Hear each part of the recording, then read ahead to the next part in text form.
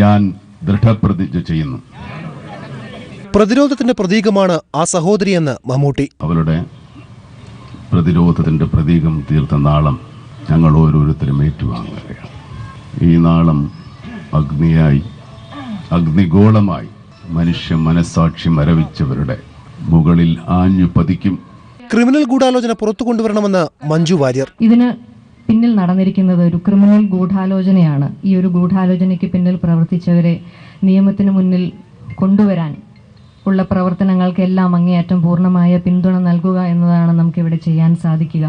ചലച്ചിത്ര ലോകത്തും ക്രിമിനലുകൾ കടന്നുകൂടിയെന്ന് കമൽ. നമ്മളെല്ലാം സുഹൃത്തുക്കളെ പോലെയാണ്. നമ്മളെല്ലാം അത്രമാത്രം സ്നേഹത്തിലും സൗഹൃദത്തിലും കഴിയുന്നവരാണ്. നമുക്കിടയിൽ ഇത്തരം ക്രിമിനലുകൾ നുഴഞ്ഞു കയറാനുള്ള യാതൊരു സാധ്യതയില്ലെന്ന്.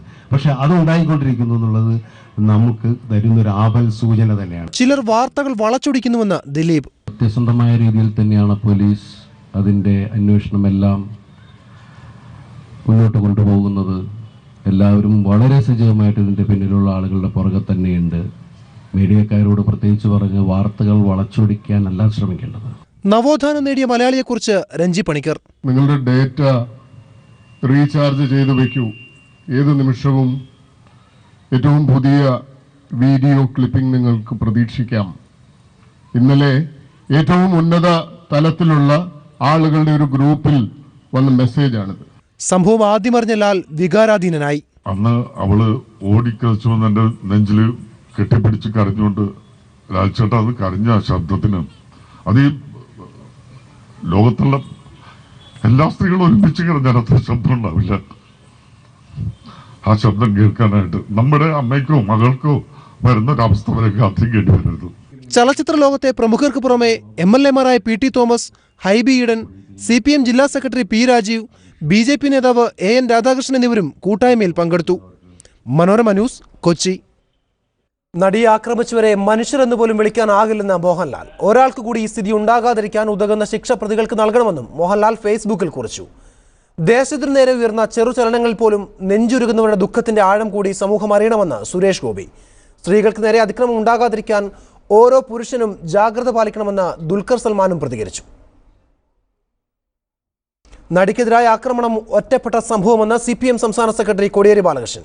ഇതിന്റെ പേരിൽ ക്രമസമാധാനം തകർന്നെന്ന് പറയാനാകില്ലെന്നും അദ്ദേഹം പറഞ്ഞു. നടിക്കെതിരായ ആക്രമണം കോടിയേരി പറഞ്ഞതുപോലെ ഒറ്റപ്പെട്ടതല്ലെന്ന് തിരിച്ചടിച്ച് പിന്നാലെ CPI നേതാവ് പന്നിൻ രവീന്ദ്രൻ രംഗത്തെത്തി. ഒറ്റപ്പെട്ടതെന്ന് പറയുന്ന സംഭവങ്ങൾ ആവർത്തിക്കുന്ന സ്ഥിതിയാണ് നാട്ടിൽ. സ്വതന്ത്ര പോലീസ് എന്നാൽ തോന്നിയതുപോലെ പ്രവർത്തിക്കുന്നവർ അല്ലെന്നും അദ്ദേഹം പറഞ്ഞു.